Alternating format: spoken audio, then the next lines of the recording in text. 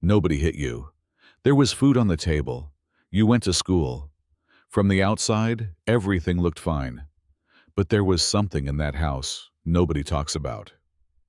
A silence. Not peaceful silence. A silence that said, "You don't quite matter enough to engage with." You would share something that felt huge to you, and the response was a distracted nod, or nothing at all. And somewhere inside, a very young version of you quietly decided, "I must not be worth listening to." That decision is still running in the background of your life right now. You're 7 years old. You had the strangest dream, and you're bursting to tell someone. You find a parent in the kitchen. You start talking. They don't look up. You trail off mid-sentence. They don't notice that either. So you learn something. Your inner world, your dreams, your fears, your excitement, is not something other people want to receive. It's too much. It's noise. Now fast forward 20 years. Your partner asks how you're feeling.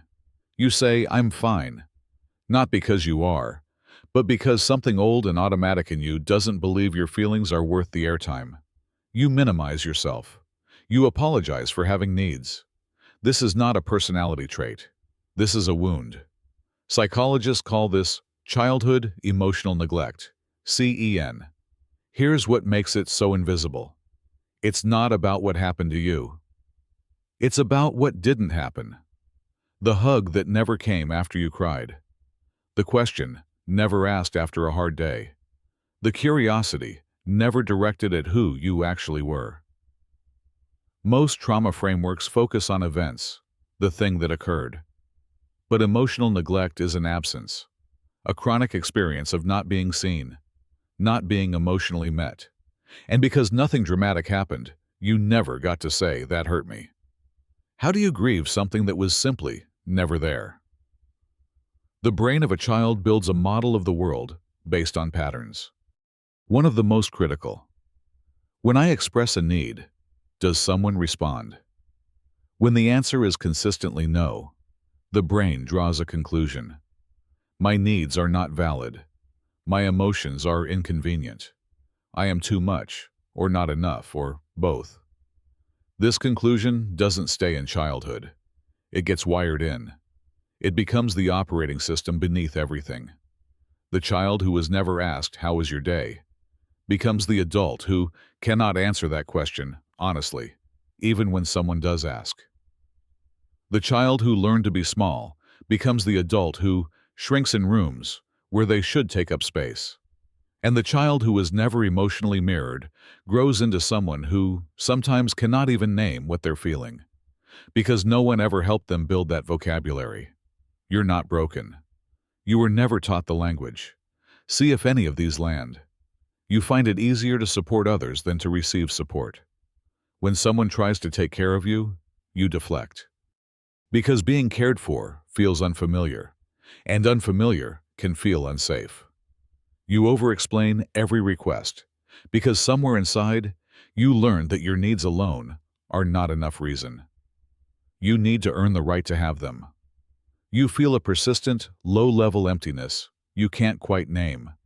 Not depression exactly, just a vague hollowness. Like something is missing that you couldn't point to if someone asked. That hollowness is the shape of what should have been there. Here's where it gets complicated. Most people who grew up with emotional neglect don't have monster parents. Many had parents who were doing their absolute best. Parents who were themselves never taught to tune into feelings, because no one tuned into theirs. This is the cruelest part of intergenerational trauma. It doesn't require villains, just a wound that was never tended to, quietly passing from one generation to the next, dressed up as normalcy. Your parents may have genuinely loved you and still been unable to see you. Both things can be true. You can grieve what wasn't there without making anyone a villain, including yourself. The first step is recognition, understanding that the way you shrink, the way you doubt, the way you can't quite let people in, it didn't come from nowhere. It came from a very young version of you who learned to survive on less than they needed. That child adapted brilliantly. Those strategies were intelligent and necessary. They're just not serving you anymore. Healing looks like noticing what you feel before you dismiss it. Letting someone be kind to you without immediately deflecting. Saying, "I need something," without following it with an apology. Slowly building the belief that your inner world is worth someone's attention. Starting with your own. You were never too much. You were just in rooms that were too small for what you carried.